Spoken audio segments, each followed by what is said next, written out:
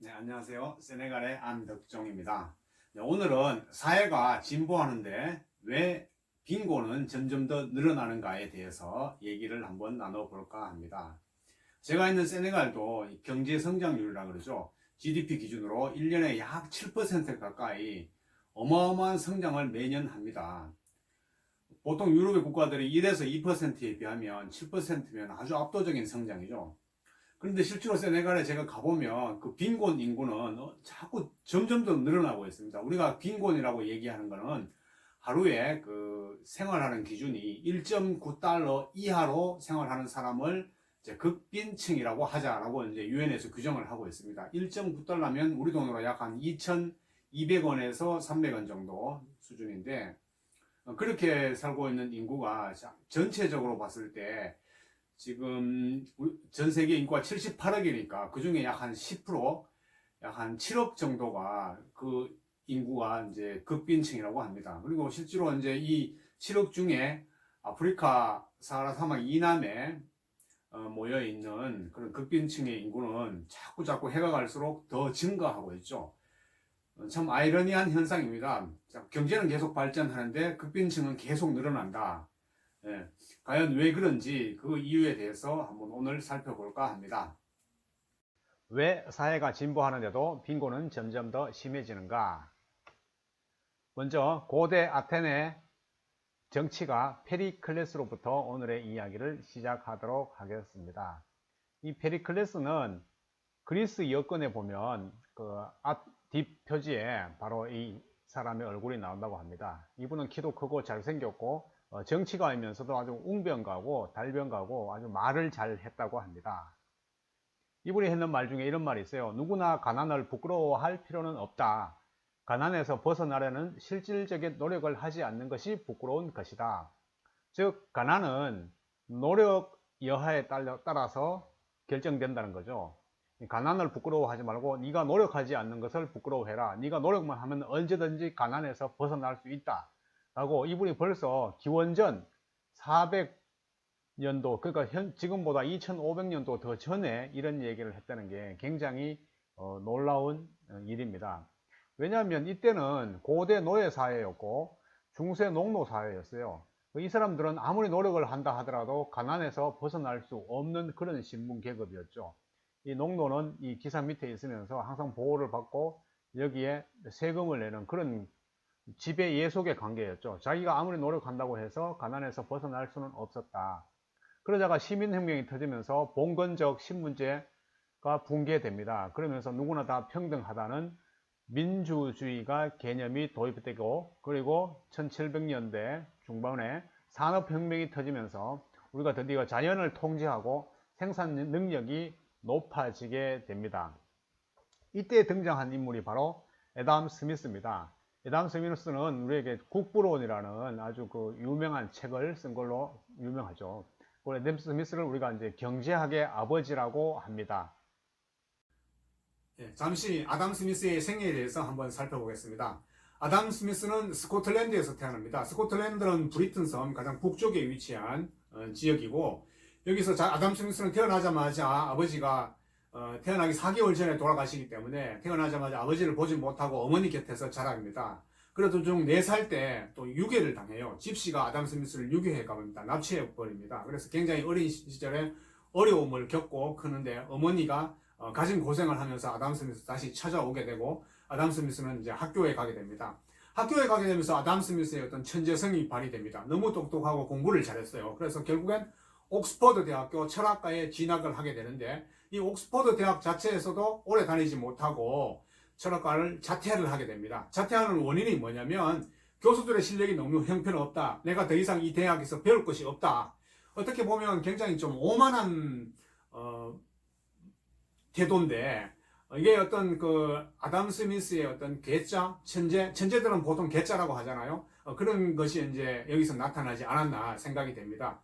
그러면서 나중에는 자기 어머니하고 결혼하는 그런 일까지 이제 생깁니다. 자기 어머니에 대한 사랑이 그 과거에 자기가 이제 납치당했을 때 어머니가 이제 고생해서 자기를 찾았고 그런 돌보는 가운데 그런 애정이 아마 싹 닿지 않았나 싶습니다. 그러던 중에 나중에 경제적으로 또 어려움을 겪게 돼요.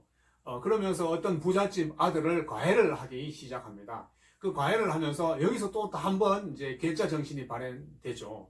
진정한 공부라는 것은 교과서를 보고 외우는 것이 아니라 이제 살아있는 공부를 해야 된다. 그래서 현장 체험 학습을 해야 되고 세상이 어떻게 가는지를 알아야 된다 하면서 이 아들을 데리고 돌연 프랑스 지역을 2년 동안 순회하면서 거기서 많은 것을 이제 깨닫게 되죠.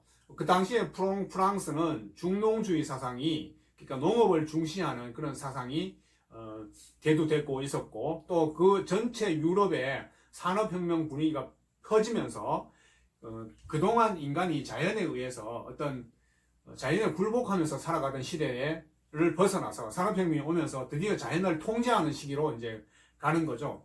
쉽게 말해서 방적기계라는 기계를 만들므로 인해서 양털을 이용해서 이제 방적하는 그 스피드가 수십 배 늘어나고, 그리고 생산량이 엄청나게 많이 늘어나는 그런 시절이고, 또 농업 부분에서 보면 지금까지는 이제 3포식 농업이라 그래가지고 이 포장을 3등분 해가지고 3분의 1은 휴경을 합니다. 농사를 짓지 않고 놔둡니다. 그 이유는 뭐냐면 땅 속에 있는 질소 성분을 자꾸 수탈해가면 생산량이 떨어지기 때문에 3분의 1씩 나눠서 3분의 1은 농사를 짓지 않는다. 그래서 항상 해마다 3분의 1은 농사가 짓지 않죠. 그러다 보니까 생산량이 줄어들 수밖에 없다. 근데 산업혁명이 오면서 사람들은 콩가 작물이 공기에 있는 질소를 고정할 수 있는 능력이 있다. 이래서 이제 알팔파를 심게 되면서 3분의 1 3포식 농법에서 이제는 이제 윤작을 하는, 땅을 놀리지 않고 계속 심어서 결과물을, 산출물을 이제 많이 늘리는 그런 농법으로 들어가게 됩니다. 이름하여 윤작이라고 한대요. 영어로는 following입니다. 계속 이제 following 하면서 지어도 관계가 없다. 그래서 농업 쪽에서도 생산물이 엄청나게 이제 늘어나게 됩니다. 여기서 이제 아담 스미스가 많은 걸 보고 느끼고 거기서 그걸 글로 적습니다. 글로 적어가지고 나중에 정리한 글이 바로 국부론이라고, 이제 지금으로 보면 뭐 어떤 경제학의 창시자, 경제학의 바이블의 책이 이제 되죠. 이 국부론을 이제 편찬을 하게 되는 것입니다. 애덤 스미스는 국부론에서 아주 놀라운 말을 합니다. 영국의 가난한 노동자라 하더라도 아프리카에서 수십 명의 부하를 거느린 벌거벗은 왕보다 더 높은 수준의 삶을 살고 있다. 아주 놀라운 말이죠. 이 당시는 뭐 영국이 산업혁명을 통해서 자연을 통제할 수 있는 사회, 그러니까 농업의 생산성이 수십 배 높아지고 또 방적기계를 만들므로 인해서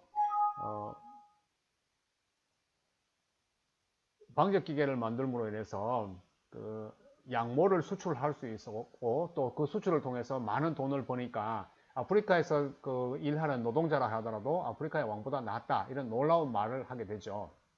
그리고 또 국부론에서 이런 얘기도 나옵니다. 우리가 이제 보이지 않는 손, 아담 스미스가 제창한 자유시장 경제에 우리가 올인해야 된다. 그 보이지 않는 손이 저절로 시장을 잘 돌아가게 해준다. 그 국부론에 나온 얘기가 보면 우리가 저녁 식사를 기대할 수 있는 건 푸주간 주인, 술도가 주인, 술도가는 이제 양조장을 의미합니다. 그리고 빵집 주인의 자부심 덕분이 아니라 그들이 자기 이익을 챙기려는 생각 덕분이다.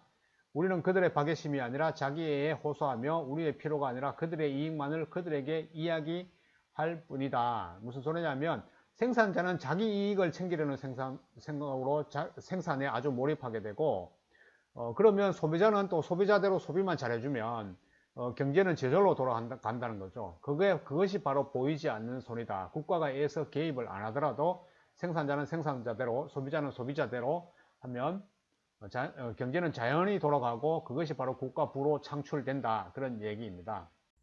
그로부터 52년 후 1838년에 세상을 깜짝 놀라게 할 소설책이 하나 등장하게 됩니다. 바로 이 올리버 트위스트입니다. 찰스 디킨스가 썼죠.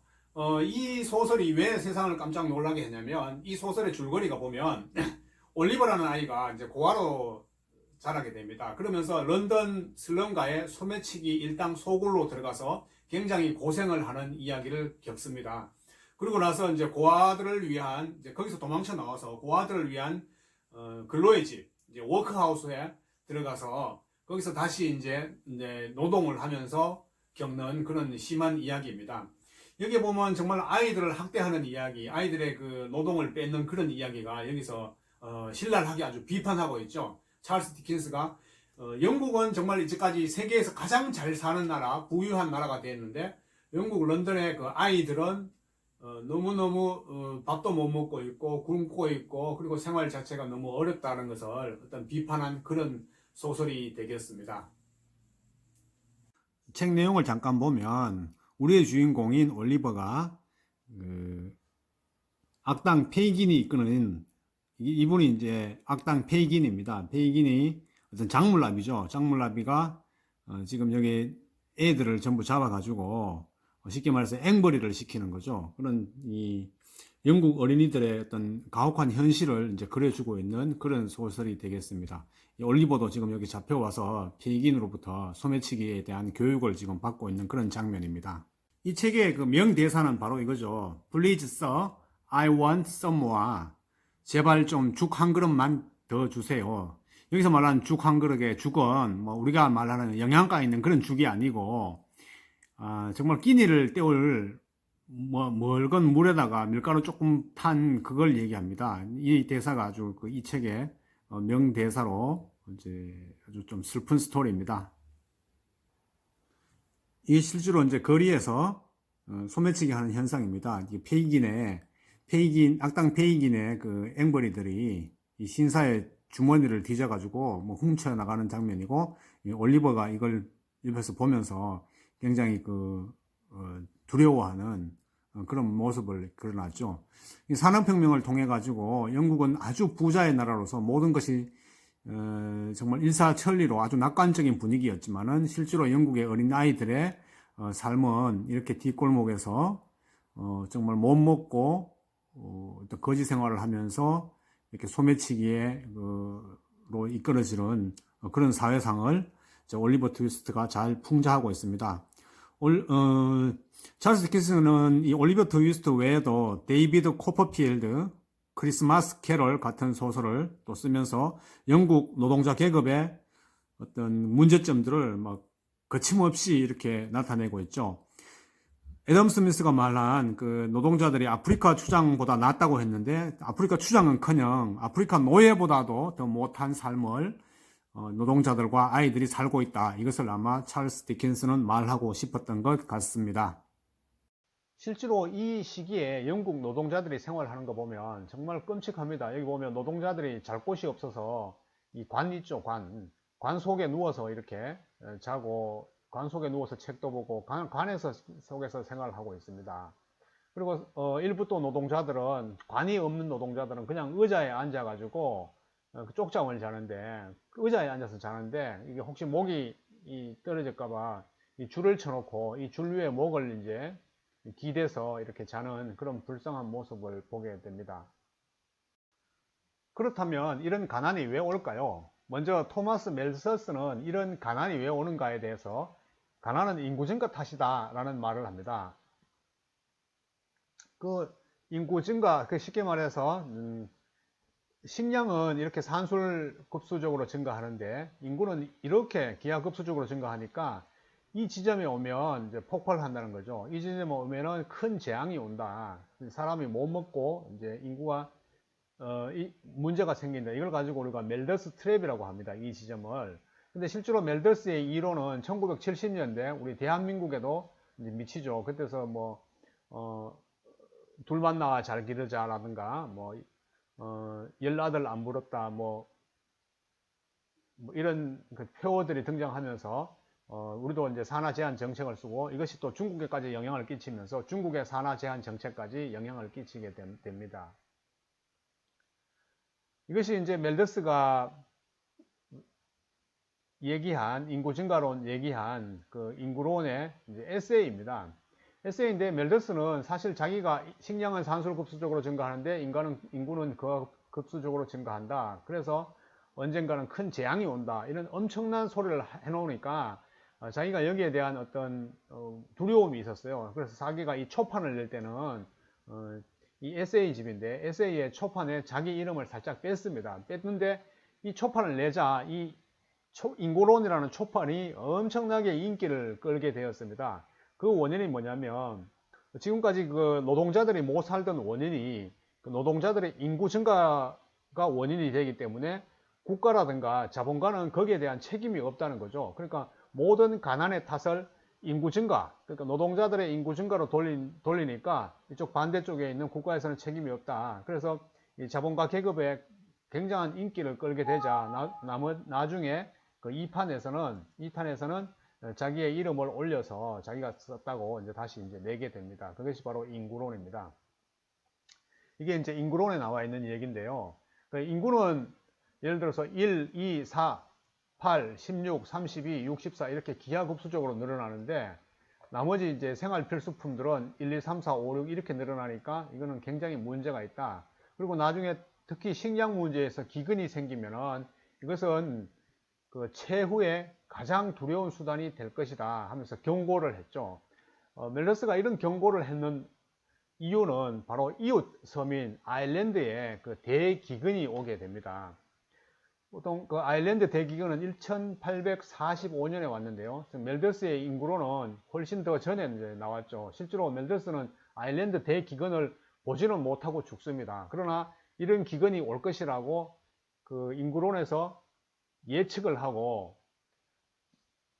했다는 게 굉장히 놀랍죠. 아일랜드 대기근의 원인은 물론 이제 감자의 역병이 돌면서 아일랜드 인구 자체가 당시에 800만이었던 것이 그냥 400만으로 인구가 완전히 뭐 2배 이상 이제 줄어든 그런 현상이 온 거죠.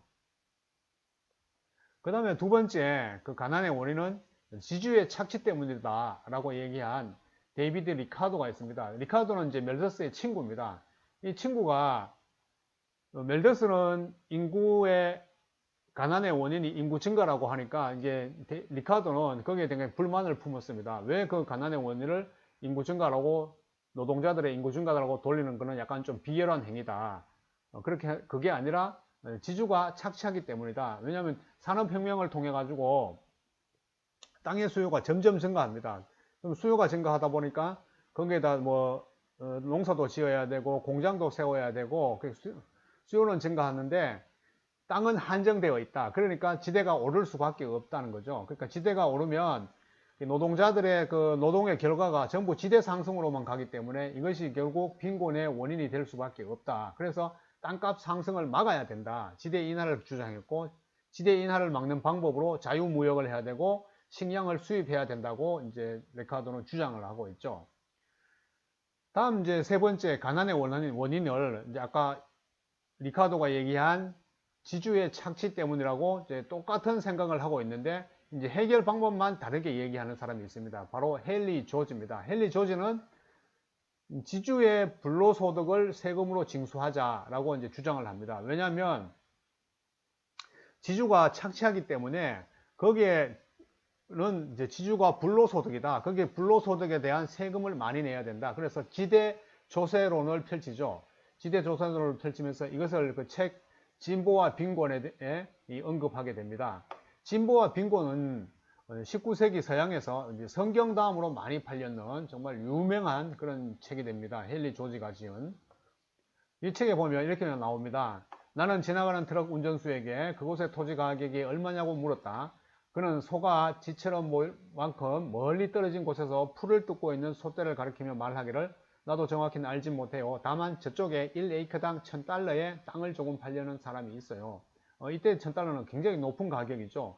그 순간 이제 헨리 조지의 머릿속에 부가 증가함에도 가난이 사라지지 않는 원인이 번개처럼 스치고 지나갔다. 인구가 증가함에 따라 토지 가치가 상승하므로 토지를 소유하고 있는 사람은 그 특권에 따른 대가를 지불해야 된다. 이게 이제 지대 조세론의 근거가 되는 거죠. 자꾸 그 땅 가격이 상승하면 그걸 가지고 불로소득을 하는 지주에게 책임을 물려야 된다. 이게 헨리 조지의 생각이었습니다. 근데 마지막으로 또 가난은 지금까지 얘기한 그것 때문에 가난이 온 것이 아니고 자본가가 주도하는 경제 체제, 그러니까 시스템 자체가 문제다라고 이제 얘기한 유명한 사람이 있죠. 바로 19세기의 그 위대한 인물인 칼 마르크스가 이제 등장하게 됩니다. 그래서 칼 마르크스는 이제 자본가가 주도하는 경제 체제가 문제다. 그럼 자본가가 주도하는 경제 체제가 무엇이냐 하면 우리가 자본가는 인풋을 위해서 돈을 투자를 합니다. 돈을 투자하고 상품을 만들고 거기에서 상품을 팔아서 이윤을 남기는 게 이제 자본가의 경제 체제인데, 여기에는 이제 노동자들의 노동이 들어가죠. 근데 문제는 자본가들이 이윤을 극대화하기 위해서 노동자들의 노동을 더 요구를 합니다. 그리고 노동자들의 노동도 자꾸 초과되는데, 여기서 그러면 더 많은 이윤이 나면 이 더 많은 이윤이 노동자들에게 돌아가야 되는데, 그렇지가 않고 이 노동자들이 받는 돈은 예나 지금이나 똑같이 그냥 기초 생활만 수급할 수 있는 정도의 돈만 받고, 나머지는 전부 자본가에게 이윤이 돌아간다. 그러니까 자본주의가 발전할수록 부자가 되는 사람은 지주가 아니라 바로 자본가, 여기서 말하는 자본가는 기업가도 되겠죠. 이런 사람들만 자꾸 돈을 벌고 노동자는 가면 갈수록 가난해진다. 그래서 이 경제 체제 자체를 우리가 타파하고 바꾸어야 된다. 이렇게 이제 주장을 하게 됩니다. 그래서 1917년 여기 보면 세계를 지배하는 손 하면서 이 포스터가 보이시죠? 이게 이제 노동조합을 결성해 가지고 자본가를 타파해야 된다. 그런 뜻의 어떤 유명한 포스터 그림입니다. 1917년 6월 30일 잡지 그 솔리데리티라는 연대라는 잡지에 실린 이제 카툰입니다. 하나의 큰 유니온, 원빅 유니온 하면서 세계를 지배할 손. 그래서 이제 지금까지 얘기를 종합해 보면 가난을 해결하자면 네 가지 안이 나왔는데, 첫째, 멜더스는 인구가 때문에 그러니까 인구를 감소해야 된다. 그리고 리카도는 곡물을 수입해서 땅값을 낮춰야 된다. 그리고 헨리 조지는 땅값을 가지고 있는 지주들에게 지대 과세를 많이 물려야 된다. 그리고 마르크스는 이것이 아니라 자본주의 체제 자체를 폐지해야 된다. 결국은 마르크스가 주장하는 것은 이 폐지를 하려면 프롤레타리아 혁명을 통해 가지고 지금까지 자본가들이 가지고 있는 생산 수단을 사회적으로 전부 공유해야 되고, 결국은 이제 사회주의를 만들어야 된다라고 이제 주장을 하고 있죠. 근데 이 네 가지의 그 공통점을 보면 이 가난이라는 것은 결국 뭐냐? 개인의 문제가 아니고 바로 사회의 문제라는 거죠. 그래서 이런 말이 있습니다. 가난은 나라님도 어쩔 수 없다라는 말이 있는데, 사실 처음으로 돌아가서 그러면 왜 사회가 진보하는데 빈곤은 점점 더 심해지는가에 대한 결론은 결국 가난을 나라님이 책임을 져야 된다는 거죠. 가난은 나라님이 고칠 수 있다는 겁니다. 어떻게 고치느냐 하면 세금을 걷어서, 세금은 이제 부자는 더 많이 내고 가난한 사람은, 예를 들어서 가난한 사람 100만 원을 버는 사람은 3%를 낸다면 1억을 버는 사람은 이제 30%를 내는 그런 누진세를 적용하고, 이 세금을 걷어서 복지 정책을 잘 써야 된다. 의료, 보건, 교육, 문화 등의 복지 정책을 잘 쓰면 삶의 질이 향상되고 다양한 서비스를 통해서 모든 사람은 행복한 삶을 살 수 있다. 즉 국가가 나서서 빈부의 격차를 해소하는 것이 가난을 해결하는 방법이다 라고 결론을 내릴 수가 있습니다. 유엔이 정한 지속가능한 개발 목표 17가지 중에서 가장 중요한 것이 바로 Escape from Poverty, 가난으로부터 탈피입니다. 그리고 두 번째 제로 헝거, 배고픔으로부터 또 탈피고, 그러나 아쉽게도 그 월드뱅크가 제시한 가난의 그 증가 그래프를 보면 앞으로 향후 15년간 아프리카에서는 가난한 사람들의 인구가 더 늘어날 것이다 라는 그런 안타까운 보고서를 제가 접한 적이 있습니다. 가난은 정말 개인만의 문제는 아니다. 그리고 우리 전 인류가 함께 고민하고 풀어야 될 숙제다. 그래서 이제 정부에서도 아주 집중적인 관심을 가지고 노력을 많이 해야 된다는 것이 이제 오늘의 결론입니다. 네, 감사합니다.